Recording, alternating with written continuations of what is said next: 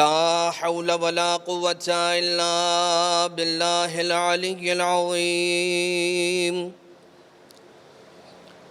حسبنا الله ونعم الوكيل، نعم المولى ونعم النصير. أعوذ بالله من الشيطان اللعين الرجيم. بسم الله الرحمن الرحيم. حمدا لك يا ذا الجود والإحسان والفضل والطول والامتنان،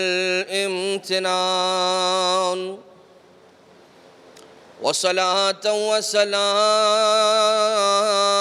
على من لا ينطق عن الهوى،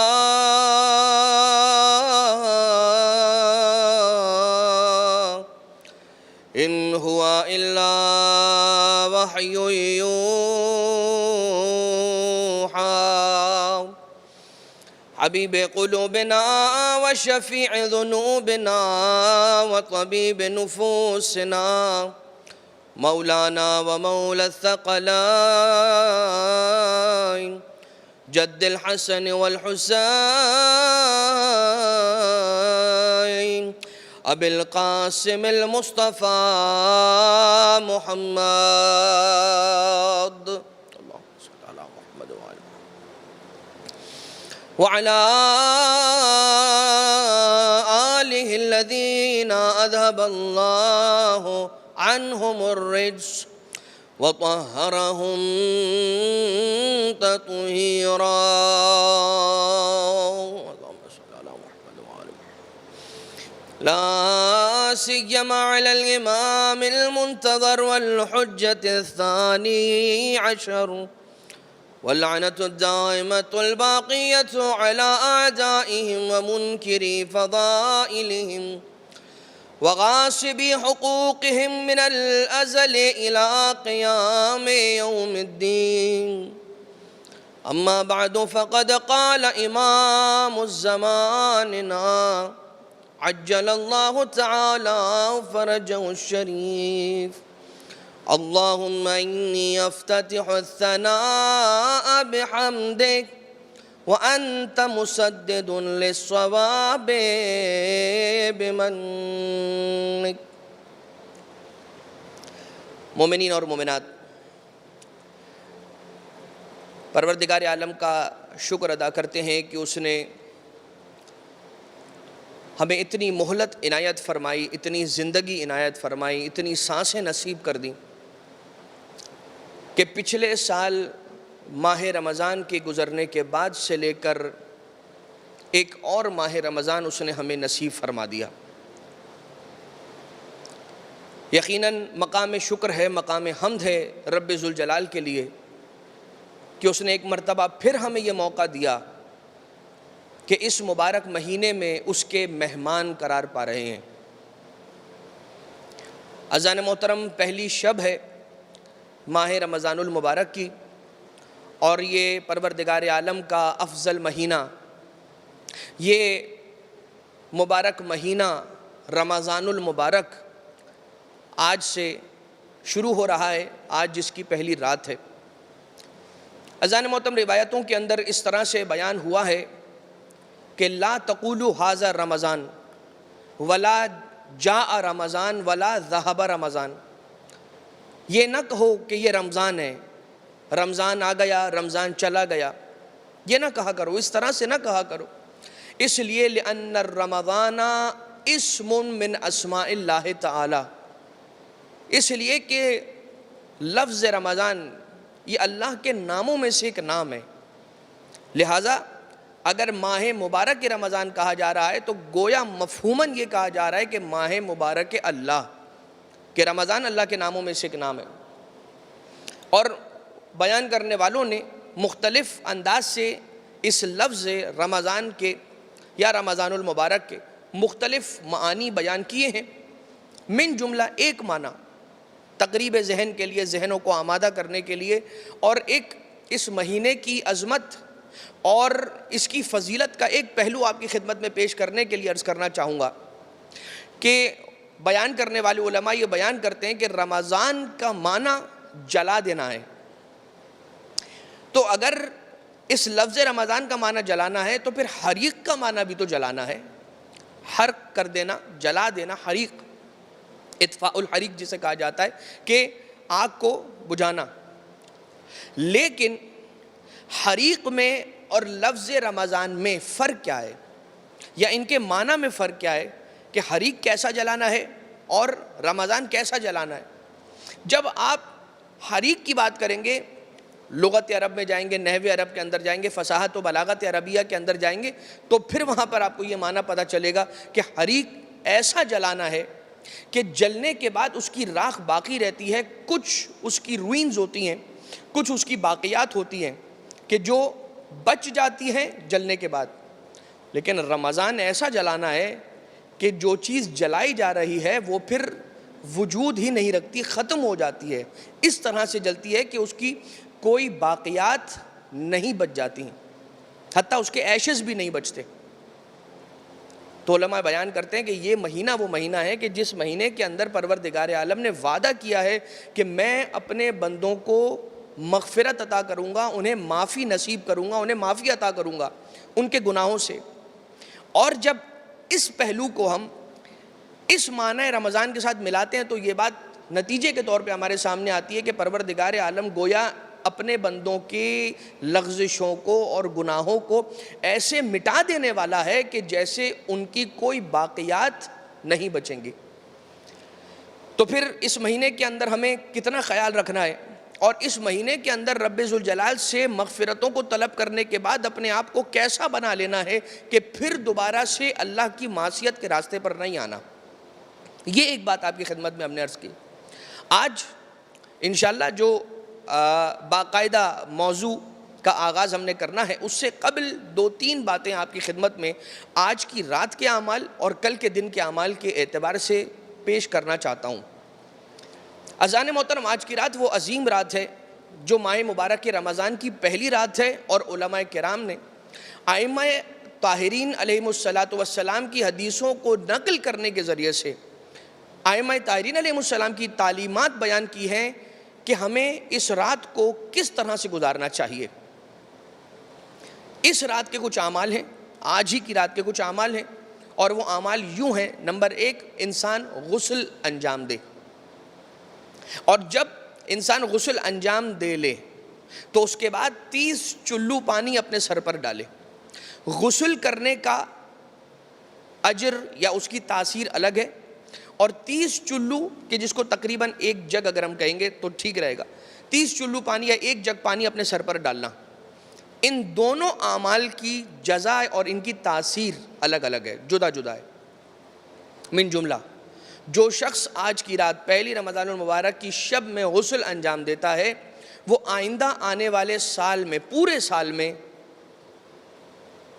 جو جلد کی بیماریاں ہیں، جو سکن کی ڈیزیزز ہیں، اس سے محفوظ ہو جاتا ہے۔ اب یہ راز رب ذوالجلال جانے کہ یہ کون سا وقت ہے کہ جس وقت میں اپنے بدن پر پانی ڈالنے کی یہ تاثیر ہے، یہ وہی بتا سکتا ہے کہ جو اللہ اپنے بندوں کا خلق کرنے والے، جو کریٹر ہے، وہی جانتا ہے کہ جس چیز کو میں نے خلق کیا ہے اور جو وقت ہے وہ کیا وقت ہے اور میرے بندوں پر وہ کس طرح سے اثر کرے گا۔ لہٰذا آج کی شب غسل کرنے کا بہت زیادہ ثواب بھی ہے اور اس کی تاکید بھی ہے، ایک بات۔ دوسری بات، اور جو شخص غسل کرنے کے بعد 30 چلو اپنے سر پر پانی ڈالے آج کی شب، تو گویا وہ اسپریچولی اپنے آپ کو پاک کر لیتا ہے، پیورٹی اسے حاصل ہوتی ہے، روحانی طور پر وہ اپنے آپ کو پاکیزہ محسوس کرتا ہے اور اسے روحانی پاکیزگی نصیب ہوتی ہے۔ یہ ایک بات کہ آج کی شب میں ایک غسل انجام دیا جائے اور اپنے سر پر 30 چلو یا ایک جگ پانی کا ڈالا جائے۔ اس کے علاوہ آج کی رات جوشن کبیر کی تلاوت کا بہت زیادہ ثواب۔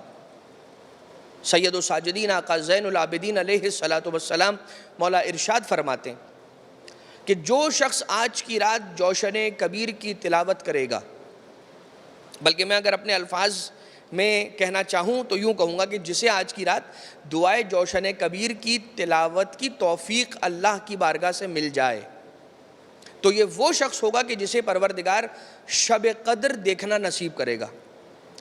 یہ ایک اس کی تاثیر ہے. اور دوسرا اس کا اثر یہ ہے کہ اللہ اس شخص کے لیے 70,000 ملائکہ کو خلق کرتا ہے کہ وہ ملائکہ، وہ فرشتے اس کے لیے توبہ و استغفار کرتے رہتے ہیں اور اس کے لیے دعا کرتے ہیں، یا اگر وہ دعا کرے تو اس کے لیے آمین کہتے ہیں. اور یہ ملائکہ جو استغفار کرتے ہیں اور رب کی مناجات کرتے ہیں، اس کا ثواب اس کے نامہ اعمال میں لکھا جائے گا. تو دوسرا عمل آج کی رات کے اعتبار سے یہ ہوا کہ دعائے جوشن کبیر کی تلاوت کرنا. یقیناً شب قدر کو درک کرنا معرفت امام زمانہ علیہ السلام سے کتنا زیادہ ریلیٹڈ ہے وہ تو آپ انشاءاللہ انہی راتوں میں سماعت فرمائیں گے کہ جو راتیں مبینہ راتیں ہیں جن کے بارے میں احتمال ہے کہ شب قدر ہے، شب 19، 21 اور 23 میں انشاءاللہ آپ وہ بیان سماعت فرمائیں گے. تو یہ دو اعمال، ایک غسل، ایک دعائے جوشن کبیر کی تلاوت، اور ایک اور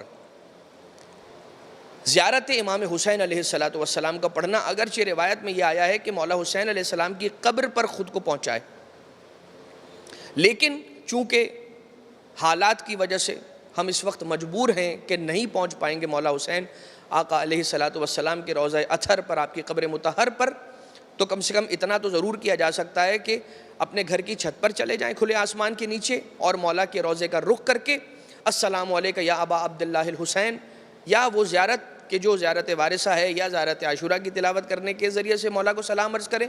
اور اگر کوئی چھت نہیں رکھتا اور یا چھت پر نہیں جا سکتا تو اپنے گھر ہی سے مولا کے روضے کی طرف رخ کر کے آقا ابا عبداللہ علیہ السلام کو ہدیہ سلام عرض کرے تو اس کا کیا ثواب ہوگا اس شخص کے لیے.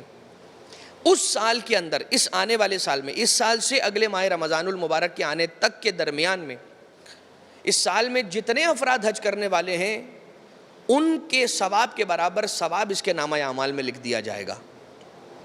لہذا غسل، دعائے جوشن کبیر کی تلاوت اور مولا حسین علیہ السلام کو سلام عرض کرنا یا ان کی زیارت کی تلاوت کرنا. ایک عمل اور ہے لیکن چونکہ وہ بہت طولانی ہے اس لیے میں صرف بیان کر کے آگے بڑھ جاؤں گا کہ 2 رکعت نماز، اور 2 رکعت نماز اس کیفیت کے ساتھ ہے کہ ہر رکعت میں سورہ الحمد کے بعد سورہ انعام کی تلاوت کرنا ہے، اور اس کے بعد جیسے نماز ختم ہو گئی دونوں رکعت میں الحمد کے بعد سورہ انعام کی تلاوت کرنی ہے، اور اس کے بعد دعا اللہ تعالیٰ کی بارگاہ میں اپنے ہاتھوں کو بلند کر کے دعا طلب کرنی ہے.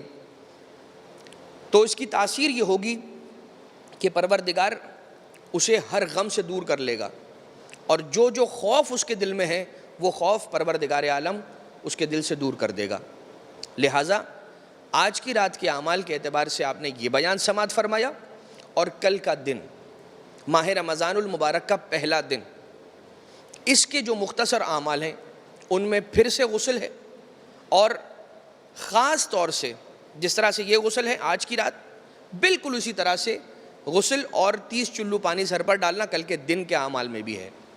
لیکن اس کے علاوہ ایک خاص عمل ہے، عرق گلاب، روز واٹر اپنے چہرے پر ڈالے، یا 10 چلو یا اس طرح سے اپنے چہرے پر ڈالے تو پروردگار عالم اسے کبھی بھی رسوائی اور پریشانی سے ہم کنار ہونے نہیں دے گا، اسے رسوا اور پریشان ہونے سے اس سال کے اندر بچا لے گا.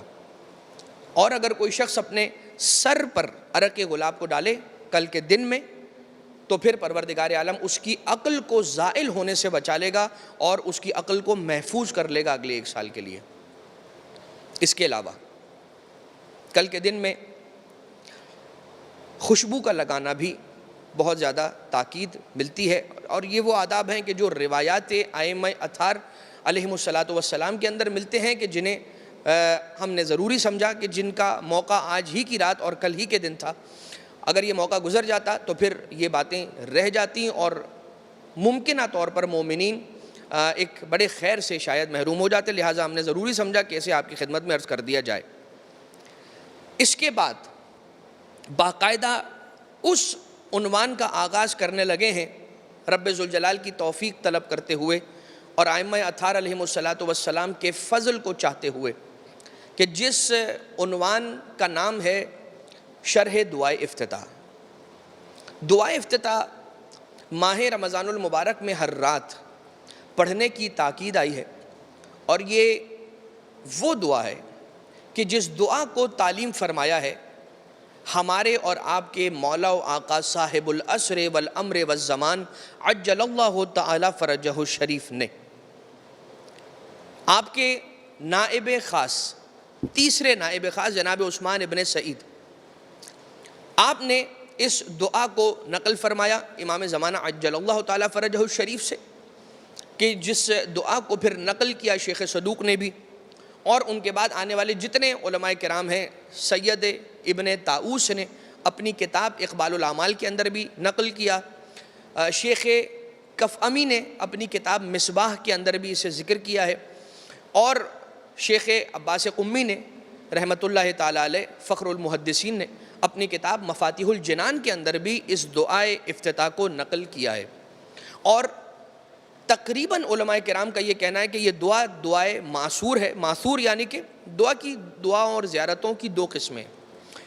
ایک قسم وہ ہے کہ جو علماء کرام نے کچھ مناسب الفاظ جانے اور انہیں جوڑا اور ایک زیارت یا ایک دعا تشکیل دی، علماء کرام کی بات ہو رہی، اسے دعائے یا زیارت غیر معصورہ کہا جاتا ہے. یعنی وہ دعا اور زیارت کے جو آثار میں سے نہیں ہے. کن کے آثار میں سے نہیں ہے؟ ائمہ اطہار علیہ السلام کے آثار میں سے نہیں ہے، یعنی کہ ان کے زبان مبارک سے جاری ہونے والے الفاظ کی صورت میں نہیں ہے. لیکن وہ جو قسم ہے دعاؤں اور زیارتوں کی کہ جنہیں دعائے معصور یا زیارت معصورہ کہا جاتا ہے، یہ وہ ہوا کرتی ہیں کہ جنہیں خود امام معصوم علیہ السلام یعنی چہاردہ معصومین علیہ السلام میں سے کوئی ہستی تعلیم فرما دیں، جیسے زیارت عاشورہ، جیسے زیارت وارثہ، جیسے مختلف جو زیارتیں ہیں. روز غدیر کی جو زیارت ہے ایک امام علی النقی علیہ السلام نے تعلیم فرمائی، اور امام علی النقی علیہ السلام نے خود ایک زیارت جامعہ جو تعلیم فرمائی. یہ ساری معصورہ دعائیں اور زیارتیں ہیں.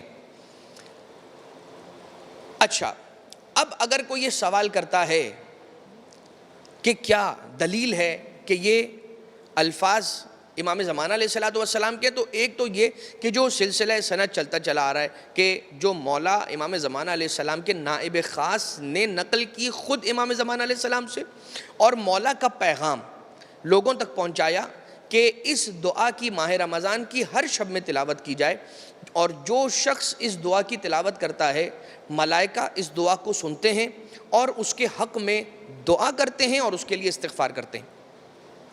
اور دوسری ایک دلیل جو پیش کی ہے علماء کرام نے اور مراجع اعظام نے، وہ یہ ہے کہ اس دعا کے الفاظ، اس دعا کے جو مضامین ہیں اور اس دعا کے جو لہجہ اس دعا کا اور جو اس کے مطالب ہیں، یہ مطالب خود اپنی ذات میں دلیل ہیں کہ یہ جملے امام معصوم کے جملے ہیں، اور یہ وہ مضامین ہیں اس دعا کے الفاظ کے اندر کہ جو کسی غیر معصوم کی زبان سے جاری ہو ہی نہیں سکتے. معرفت کا ایک ایسا ٹھاٹھے مارتا ہوا سمندر ہے کہ جو امام معصوم علیہ السلام کے علاوہ اور کسی کی زبان سے جاری نہیں ہو سکتا.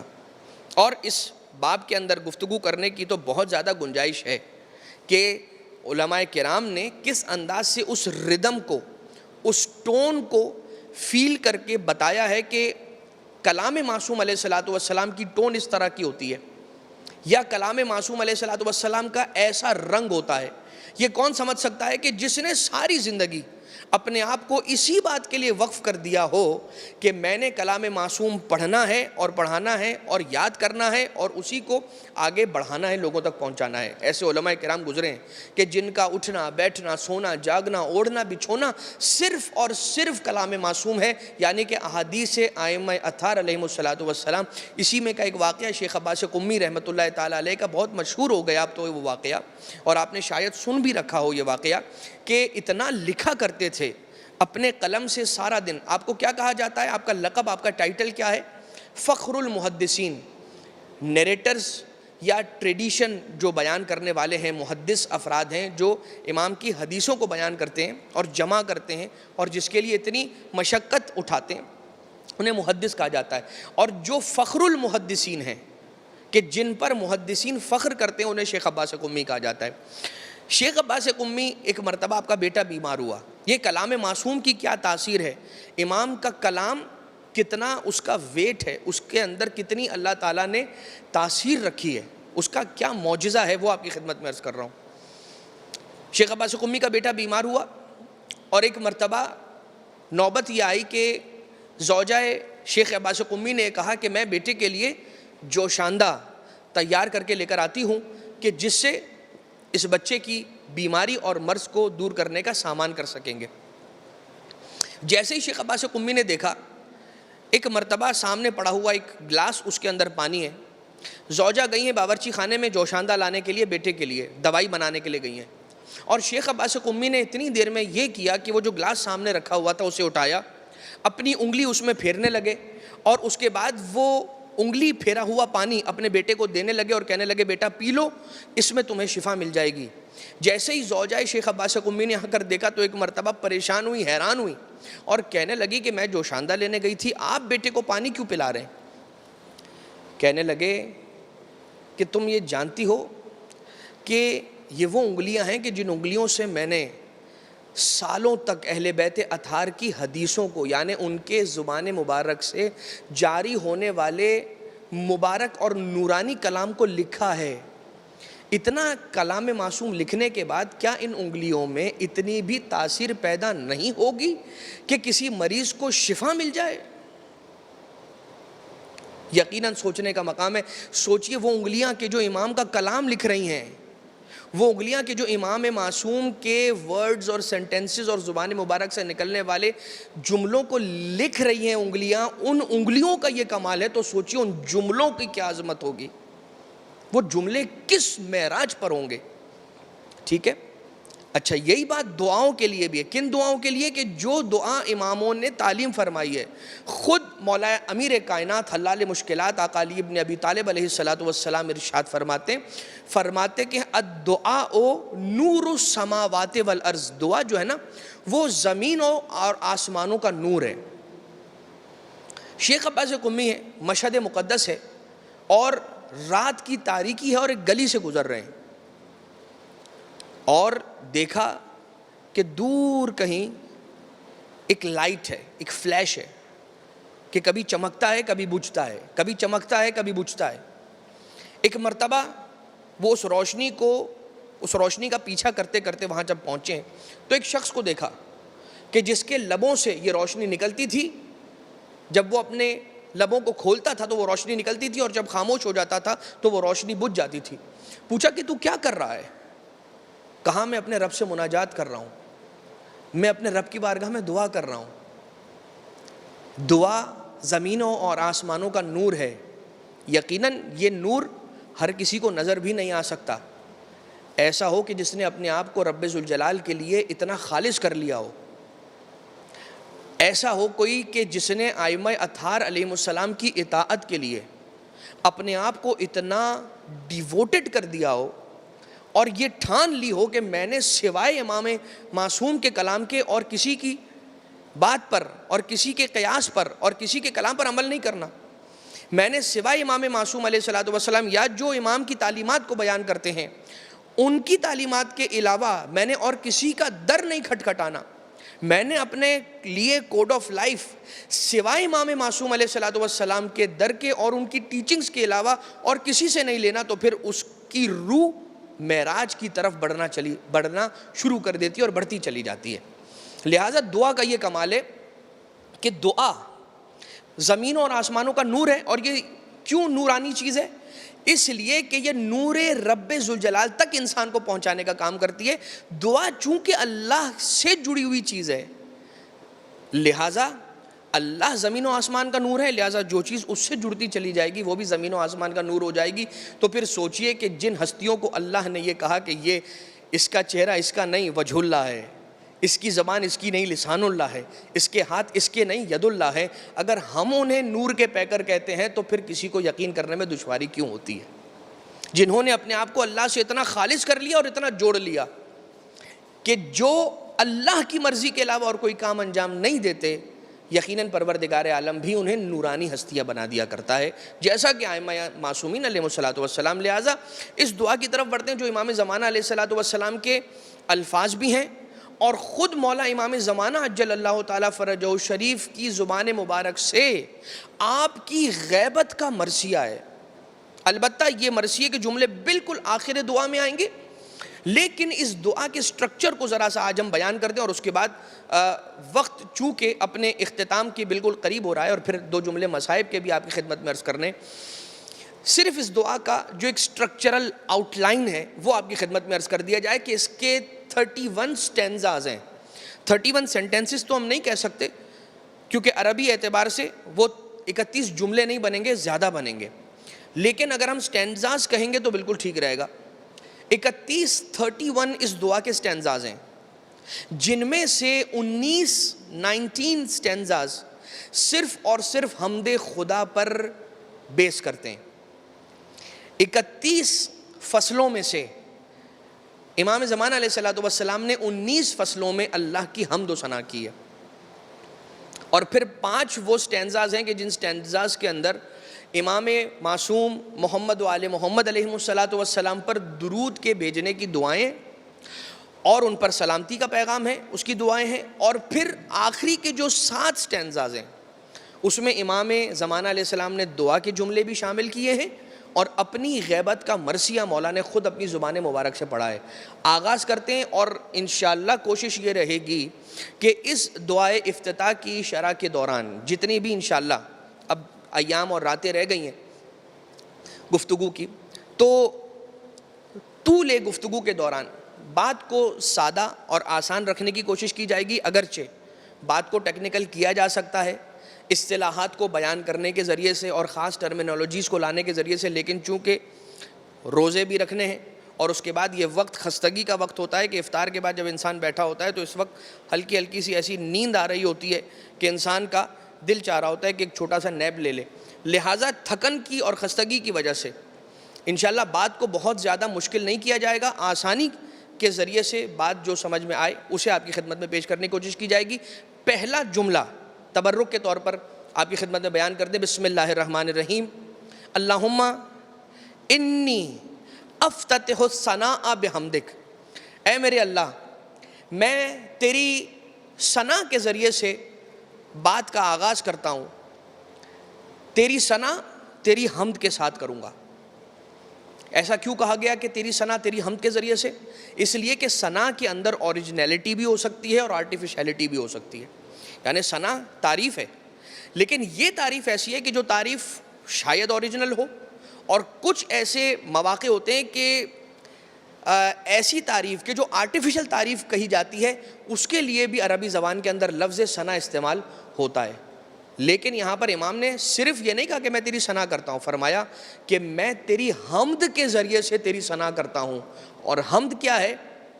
ایک ایسی مکمل تعریف کہ جو صرف اللہ کو سجتی ہے. اس کی تفصیل انشاءاللہ کل آپ کی خدمت میں عرض کی جائے گی. بات کو یہاں پر ہم نے روکا.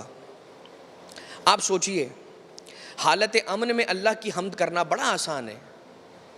اپنے گھر میں سکون کے عالم میں بیٹھ کر، ٹھنڈے کمرے میں بیٹھ کر اللہ کی حمد و ثنا بجا لانا یقیناً بہت آسان ہے اور بہت اچھا ہے کہ اگر کسی کو آسائش کے دور میں بھی اللہ کا خیال آ جائے، یہ بڑی نعمت ہے اللہ تعالیٰ کی، اس کی توفیق ہے.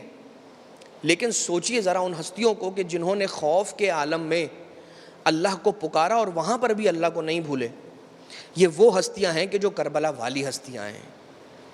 آپ سوچئے کہ مولا حسین علیہ السلام زخموں سے چور ہو گئے ہیں اور اب 1900 ہیں زخم تنے پاش پاش پر میرے مولا حسین علیہ السلام کے، لیکن سر اقدس حسین جو اتنا زخمی ہو چکا ہے کہ اب آقا حسین آخری سانسیں لے رہے ہیں، مگر سر مقدس حسین ابن علی سجدے میں تھا اور اپنے رب کی مناجات کرتے جاتے تھے اور اللہ کو پکارتے جاتے تھے، اس سے راز و نیاز کرتے جاتے تھے.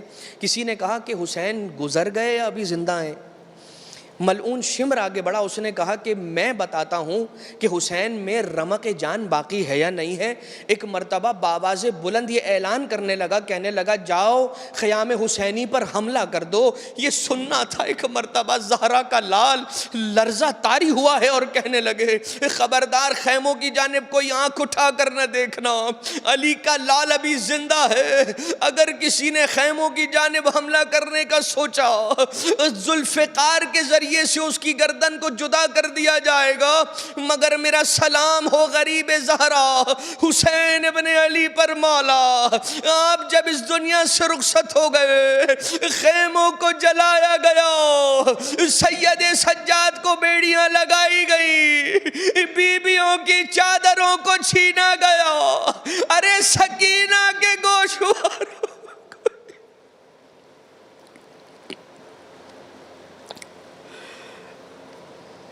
الا ولعنت اللہ علی القوم الظالمین وسيعلم الذين ظلموا آل محمد أي منقلب ينقلبون۔ پروردگارہ تجھے واسطہ محمد و آل محمد کا ہمارے اس توسل کو اپنی بارگاہ سے مقبول و منظور فرما۔ پروردگارہ جو ہماری لغزشیں ہیں، جو ہماری خطائیں ہیں، انہیں درگزر فرما۔ پروردگارہ تمام مومنین اور مومنات کے جو بھی مرحومین مرحومات ہیں ان کی قبروں پر اپنی رحمت کی بارش کو نازل فرما۔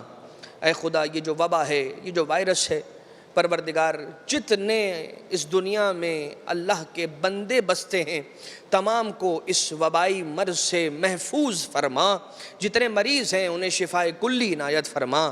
پروردگارہ امام زمانہ علیہ السلام کے ظہور میں تعجیل فرما، امام کے صدقے میں ہماری مشکلات کو حل فرما، امام کے صدقے میں ہمارے رزق کے دنیاوی و اخروی میں اضافہ فرما، امام علیہ السلام کے اعوان و انصار میں ہمارا شمار فرما، امام کی تعلیمات کے مطابق ہمیں اپنے گھروں کے ماحول کو ڈھالنے کی توفیق عنایت فرما۔ ربنا تقبل منا